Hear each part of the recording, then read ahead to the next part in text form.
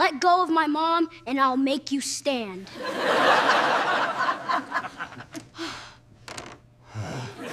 The courthouse smelled of old paper, dust, and judgment. It was the kind of place where truth and lies often shook hands before walking down the same hallway.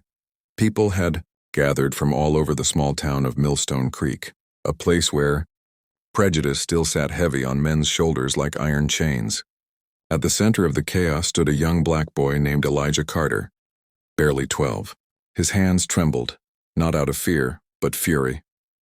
Across the room, 2 officers held his mother, Mary Carter, a woman whose strength had been tested too many times in a world that rarely saw her worth.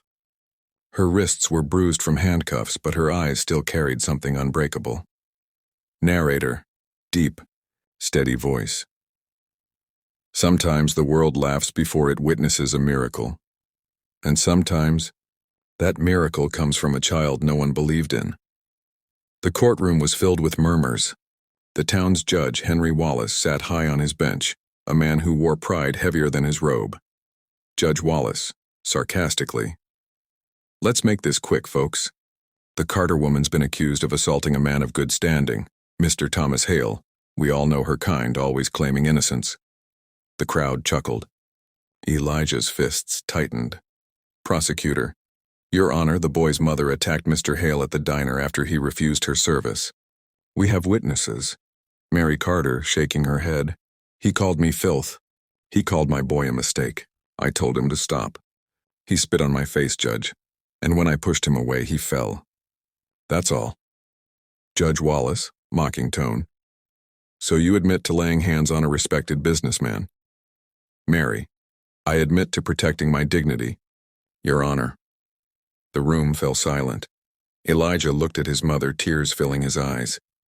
He could see the exhaustion in her, the same look she had every night after working double shifts at the diner, cleaning tables that others thought she was too dirty to sit at. But this wasn't about spilled coffee or harsh words anymore. This was about power, and everyone in that room knew it. Judge Wallace. We'll let the jury decide. Until then, the woman remains in custody. As the bailiff stepped forward to drag Mary away, Elijah stood up from the front bench. Elijah, shouting, "Let go of my mom!" The room froze. His voice wasn't childish anymore, and it carried something divine, something ancient. Elijah, pointing at the judge, "You call yourself justice, but you can't even stand without hate holding you up." The court burst into laughter.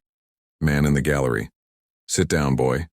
Another voice, "Yeah, before you end up where your mom is going." But Elijah didn't move. His gaze stayed locked on the judge. Elijah, louder, "Let go of my mom and then I'll make you stand." Everyone laughed harder. Even the judge smirked, shaking his head. Judge Wallace, "You'll make me stand? You mean this chair I sit on, that's been here longer than your family's been free?"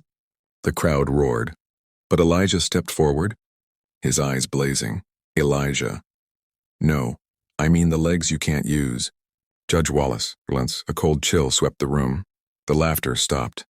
Every head turned toward the judge and a man who years ago had lost the use of his legs in a car accident. The judge's face hardened. Judge Wallace, "That's enough. Bailiff, get this boy out of here." And the bailiff moved forward, but Elijah didn't step back. He looked at his mother. Mary, whispering, "Elijah, baby, please." "Don't." But the boy's voice trembled with conviction. "Elijah, Mom, you always said God gives us power when we stand for truth. I'm standing now." He walked to the center of the courtroom. His bare feet echoed softly on the old wooden floor. Narrator, they saw a boy with nothing, but heaven saw a warrior carrying a promise. Elijah raised his small hands. "Father," he whispered, "you said justice would rise again. Let them see you."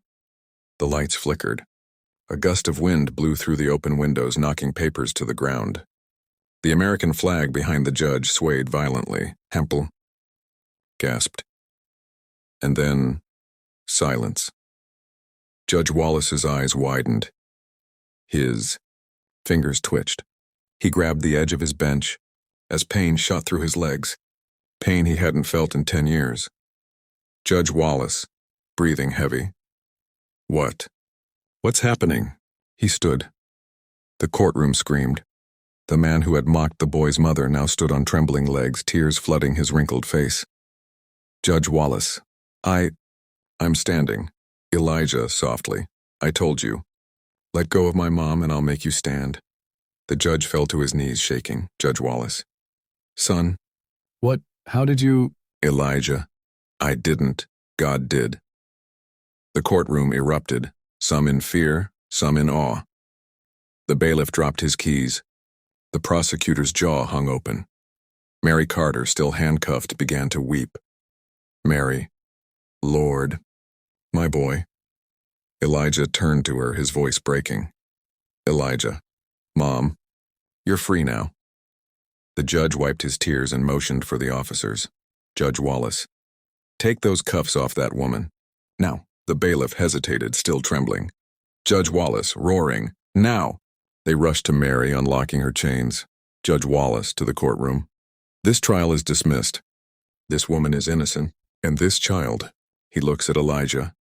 This child reminded me what justice really means. But the miracle wasn't over. As Elijah helped his mother up, the judge spoke again, his voice cracked with humility. Judge Wallace. Mrs. Carter, I have judged people like you without ever seeing them. I mocked faith while sitting in my pride. Today, your son gave me back more than my legs. He gave me my soul.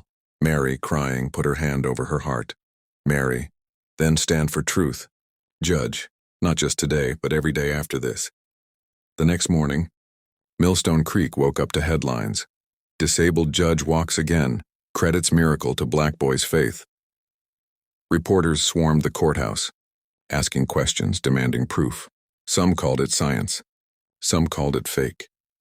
But those who had been there, who saw the trembling of the wooden floor, the blinding light that filled the room, and the tears of the man who once mocked a child, they knew better. Weeks passed. Mary Carter got her job back at the diner, but something had changed. When she walked in, people didn't look away anymore. Some nodded. Some even smiled. And every Sunday, Judge Wallace came to the same small church the Carters attended, sitting humbly in the back pew, no longer above anyone. He'd stand every time they sang the hymn Amazing Grace. Narrator. Faith doesn't always move mountains. Sometimes, it just makes a man stand so the world can kneel in awe. Epilogue. Years later, Elijah grew up to become a lawyer, the youngest in the state's history. He fought for the poor, the unheard, the broken. When reporters asked what inspired him, he smiled and said, "The day I made a man stand wasn't about power. It was about truth. When you stand for truth, heaven stands with you." And somewhere in the crowd, an old man with a cane, Judge Wallace, watched proudly, whispering a silent prayer of thanks. The same boy he once mocked had become the voice of justice he could never be. Narrator, final words. The court once laughed at a boy who believed. But when faith entered that courtroom, laughter turned to silence and the impossible became real.